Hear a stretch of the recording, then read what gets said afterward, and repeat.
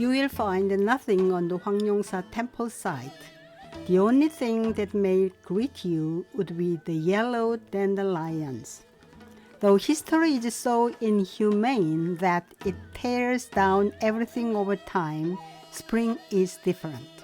It always returns every year and fills the green field with yellow dots.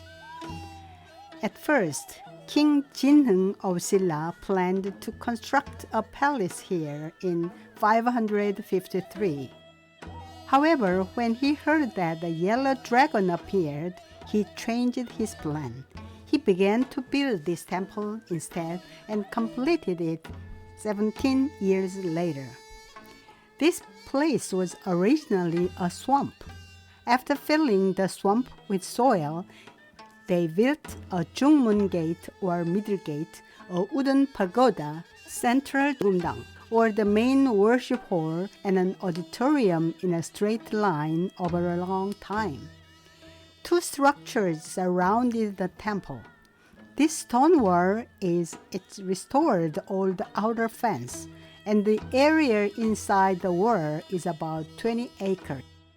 The south-north side of the square were 281 meters long, and the east-west side were 288 meters long. The second structure, cloisters, surrounded the temple buildings. The area within them is estimated to be about 7 acres. Thus, this temple area was divided into the inside zone and the external site. This is the site of the south gate, which passes through the outer wall.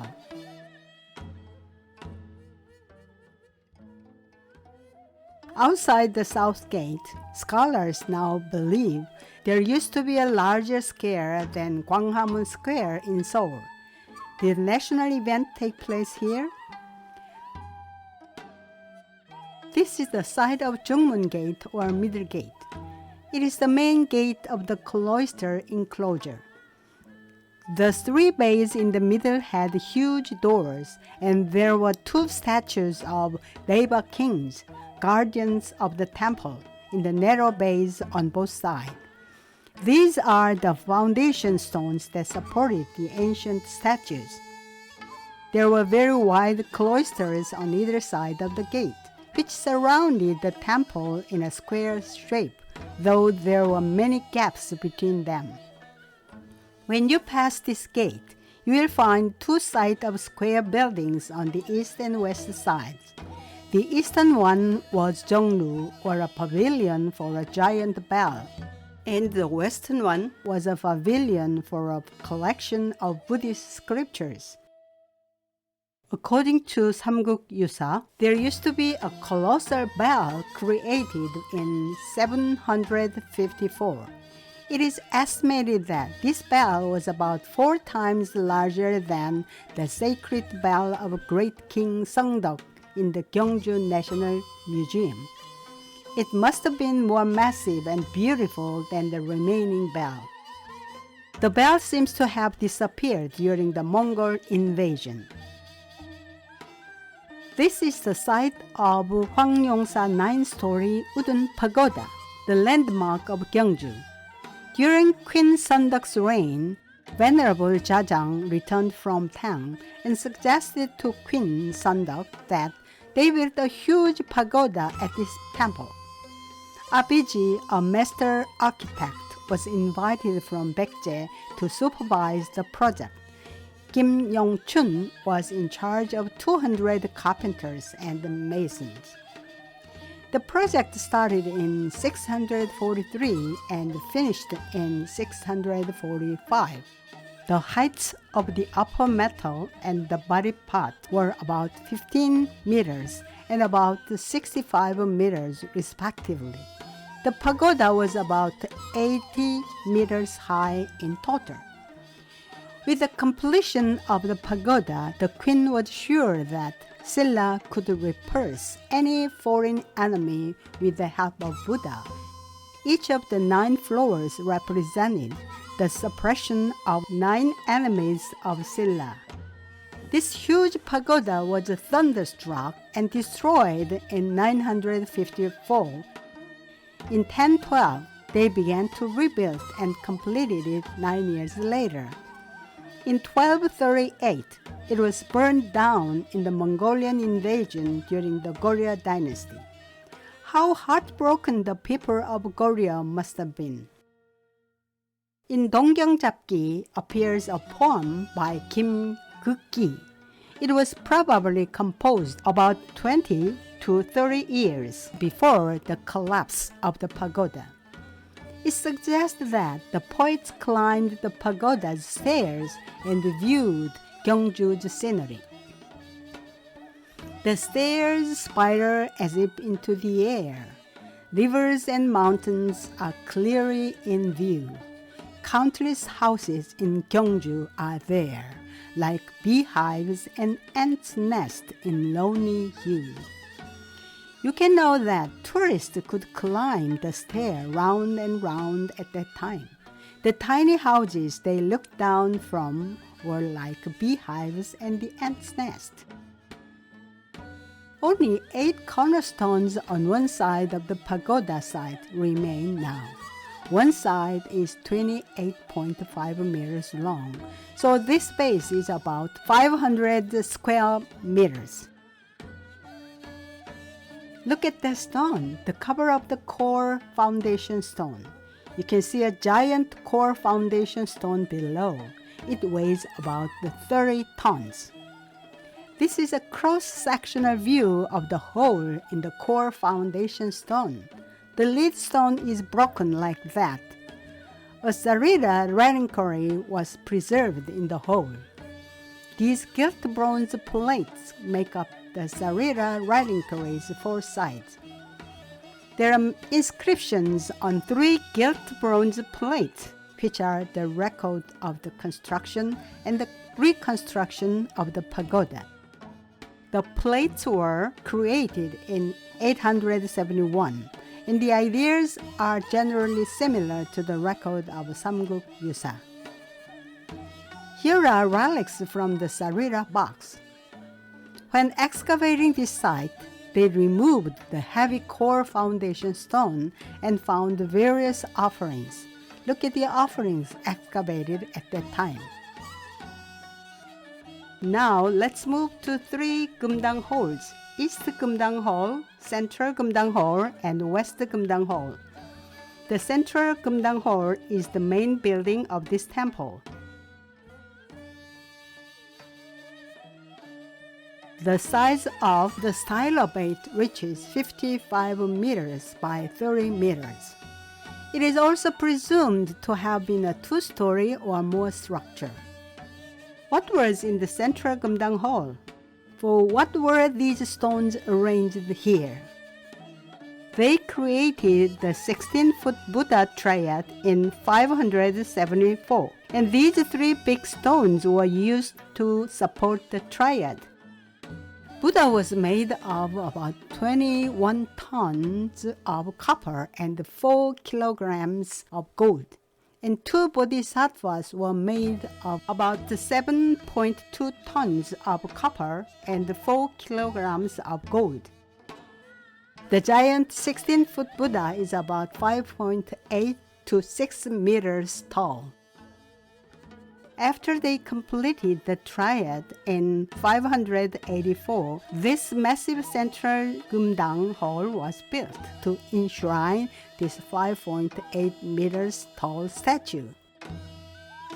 In addition, they added 16 disciples, so there should be 19 foundation stones, but there are 17 now.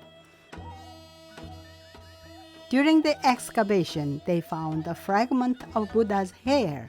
Look at the piece on this restored head of the 16-foot Buddha statue.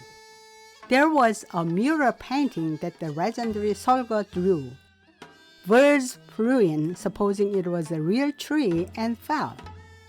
Since the central Geumdang Hall was a huge building, the pine trees must have been life-sized.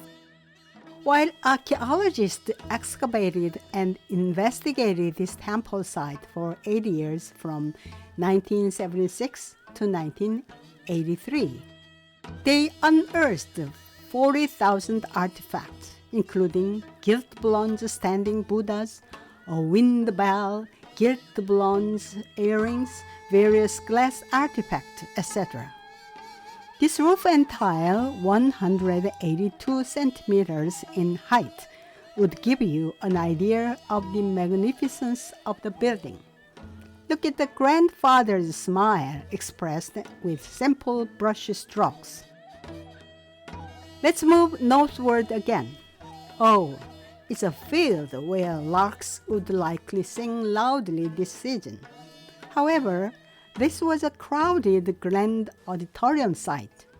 This auditorium is a massive building with 10 bays in length and 4 bays in width, about 782 square meters. The temple probably held the pagoda or the 100 lecture program here. Most of the high priests in Silla might have participated. Sometimes the king attended the lectures too. The temple gave historically famous Buddhist lectures in this auditorium. For example, Venerable Jajang explained Bosal Gebon or Bodhisattva precept for 7 days, 7 nights here. Outdoors, it was raining in the sky, and the fog and cloud covered even the auditorium.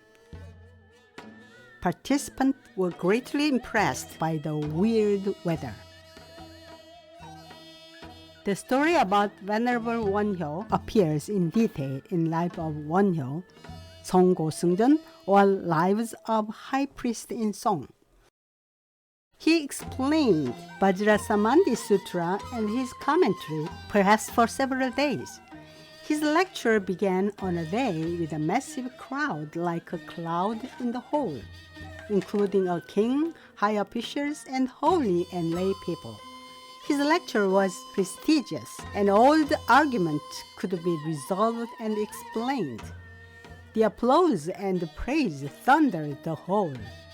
Venerable Wonhyo said, "Former days, although I couldn't participate when they tried to get 100 rafters, now I feel only I become a beam today." What did he mean? What did this metaphor suggest? It suggested that many people were so jealous that they hadn't invited him to the 100 lecture program. However, at this time, wasn't he confident that he was the only beam that could support Silla's Buddhism? Many prestigious monks bowed their heads, ashamed and sincerely apologetic. According to the Haedong Go-seungjeon, or Lives of Famous Korean Monks, when Venerable Anham returned from China in 605, he brought 3 Indian priests and stayed here. They were Venerable Vimarajinti and Naugata from Ojang, a state in northern India, and Venerable Bultasungha from Madura. They all in their 40s translated an esoteric sutra titled A Mysterious Woman of Sandalwood Incense and Burning Star Light, and the Silla priest wrote it down. It is an example of the Buddhist scriptures being translated directly into Silla language. In the north, instead of a cloister, there were 5 buildings lined up. They seem to have served as a monk's quarters. Of course, the main building was this auditorium. From the excavations, we know there were food storage buildings, priest rooms, a refectory building, a passage, a Raj well, fences, and drainages. Outside these buildings, priests had their own living spaces. Tiles, bricks, bowls, earthen lamps, and inkstones of the Silla and the Goryeo period were unearthed here. Unfortunately, the Mongolian turned the temple into ashes in 1238. It was then that the tall 9-story pagoda collapsed. The posterity could no longer restore this temple, which had been the pride of Silla and Goryeo people. Only empty fields are left. with all the glory and grandeur gone.